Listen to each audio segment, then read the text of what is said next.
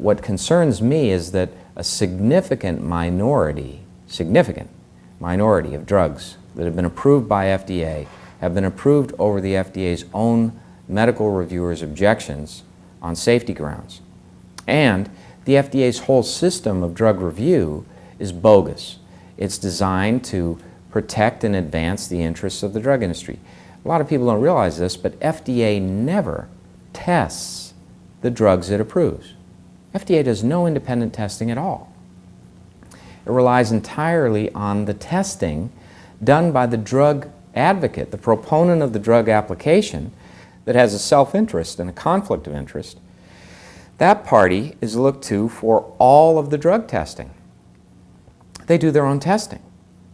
There have been multiple instances of corruption in this process where false information or negative information has been kept away from the FDA so that the FDA will approve a drug.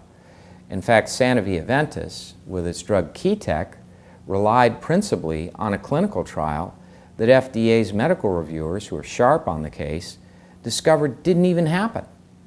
They said that a clinical trial that they presented that provided support for the claims for Keytec, which is a super antibiotic, was a principal justification for the application. The medical reviewers looked at it and found it never happened. They made it up. And there were FBI investigations and prosecutions.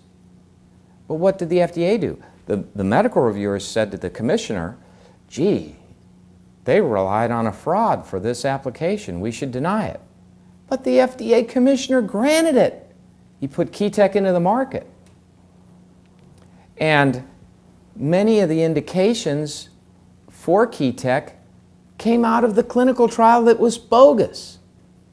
So you see, it's that degree of influence and corruption that makes it impossible for the American people to be protected.